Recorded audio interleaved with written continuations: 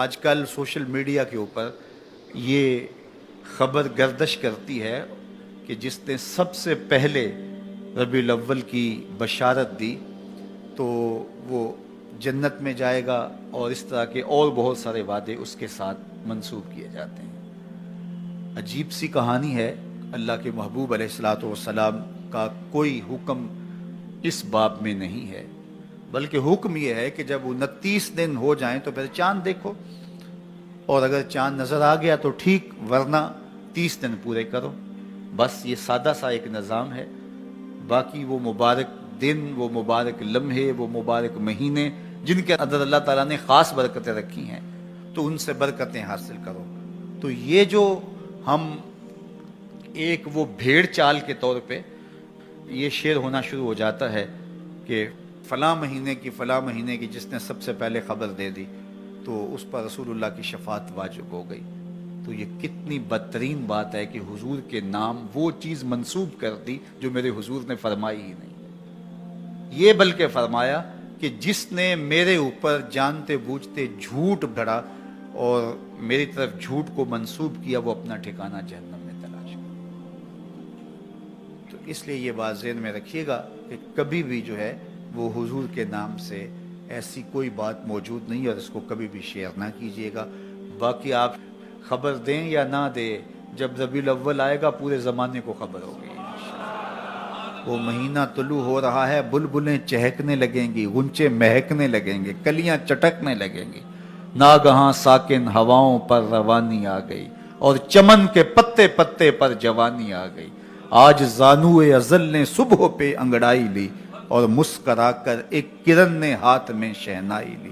مخزن اسرار قدرت کے امی پیدا ہوئے، غل ہوا دنیا میں ختم المرسلین پیدا ہوئے۔ تو جب وہ مبارک گھڑیاں، جن گھڑیوں میں صدیاں قبل میرے حضور آئے تھے، تو وہ لمحے آئیں گے تو برکتیں خود آپ روحوں میں اترتی محسوس کریں گے۔ باقی انتظار ضرور کیجئے گا، لیکن ایسی کوئی خبر اور اس طرح کی کوئی حدیث موجود نہیں۔ شہر مدینہ کائنات کی وہ پاکیزہ بستی ہے جہاں حضور رہتے ہیں، اور اہل ایمان کو اس شہر نور کے ساتھ جو قلبی لگاؤ ہے، جو ربط باطن ہے، ان کی روحیں جس طرح اس شہر کی طرف کھینچی چلی جاتی ہیں، اور آنکھیں ترستی ہیں اس شہر نور کو دیکھنے کے لیے، اور دل تڑپتے ہیں اس کے نظاروں کے لیے، تو یہ اسی لیے ہے کہ یہاں محبوب رہتے ہیں۔ اقبال نے کہا تھا، خاک طیبہ از دو عالم خوش ترست، آن خنک شہرے کے آنجا دل برست۔ طیبہ کی خاک، طیبہ کی بابرکت مٹی ہمیں دو جہاں سے اس لیے بہتر ہے کہ وہاں محبوب داور جلوہ فرما ہو۔ تو حضور کی وجہ سے وہ شہر خوباں، وہ شہر جمال اور وہ شہر نور عقیدتوں کا مرکز اور محبتوں کا مامن و مسکن ہے، اور اہل ایمان حج کرنے کے بعد اس شہر نور کی حاضری کے لیے ضرور جاتے ہیں۔ میرے حضور نے ارشاد فرمایا، من حج البیت ولم یزرنی فقط جفانی، جس نے بیت اللہ کا حج کیا اور میری زیارت کے لیے نہیں آیا، اس نے میرے ساتھ زیادتی کی ہے۔ مکہ بھی رحمتوں والا ہے، مدینہ بھی برکتوں والا ہے۔ مکے کی شان اور مکے کی رفعت اور عظمت اور مکے کی قدر و منزلت کا کوئی کیا اندازہ کر سکتا ہے، اس لیے کہ وہاں کعبۃ اللہ ہے، لیکن مدینے کی شان کے بھی کیا کہنے، وہاں اللہ کا محبوب ہے۔ اس لیے اہل ایمان مکے کو بھی عزیز سمجھتے ہیں، مدینے کو بھی عزیز سمجھتے ہیں۔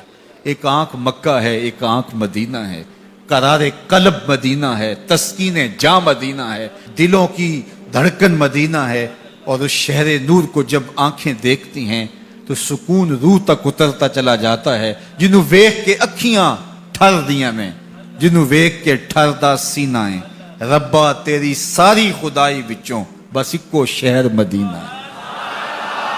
کیا منظر ہوتے ہیں عقیدتوں کے، کیا رنگ ہوتے ہیں۔ علماء نے لکھا ہے، احناف نے، شوافع نے اور حنابلہ نے، یہ تینوں امام کہتے ہیں، امام احمد بن حنبل، امام شافعی اور امام ابو حنیفہ علیہم الرحمہ، یہ تینوں ائمہ کہتے ہیں اگر کوئی شخص مدینہ المنورہ جائے اور حضور کے روزے پہ حاضری دے تو وہ یہ کہے کہ میں حضور کا روزہ دیکھ کے آیا ہوں۔ لیکن امام مالک کہتے ہیں اگر کوئی شخص مدینہ المنورہ جائے اور حضور کے روزے کو دیکھے تو وہ یہ کہے میں حضور کو دیکھ کے آیا ہوں۔ اس لیے کہ حضور کے وصال کے بعد جس نے حضور کے روزے کی زیارت کی، فرمایا وہ ایسا ہے جس طرح اس نے زندگی میں میری زیارت کی۔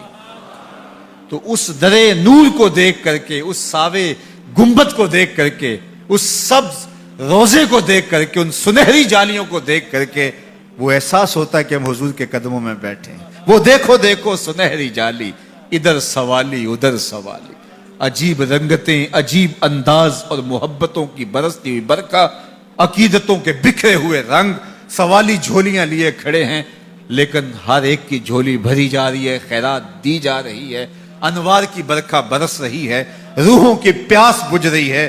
تھکے ماندے ہارے ہوئے لوگ، دکھوں کے ستائے ہوئے لوگ جب حضور کے روضہ انور کی طرف رخ کرتے ہیں تو ان کے دل میں ارمان ہوتے ہیں کہ میں یہ دکھ بھی حضور سے کہوں گا، یہ دکھڑا بھی حضور کو سناؤں گا، یہ درد کی کہانی بھی انہیں کہوں گا۔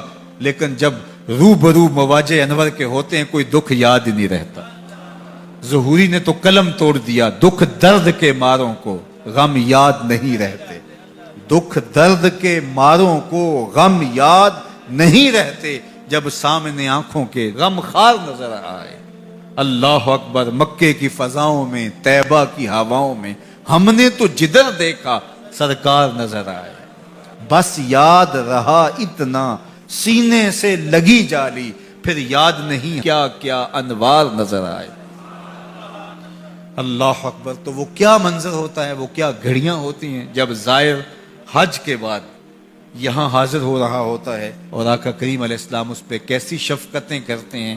یہ بیان کرنے اور گفتگو میں سمونے کا مضمون نہیں ہے، یہ کیفیات ہیں جو محسوس کی جا سکتی ہیں۔ بخدا لذت ای میں نہ شناسی تا نہ چشی، کہ یہ لذت تو جب تک چکھے گا نہیں اس کی پہچان تجھے ہو ہی نہیں سکتی ہے۔ تو میری دعا آپ سب کے نام ہے کہ اللہ آپ سب کو بار بار حج بیت اللہ اور زیارت روضہ رسول صلی اللہ علیہ وآلہ وسلم نصیب فرمائے۔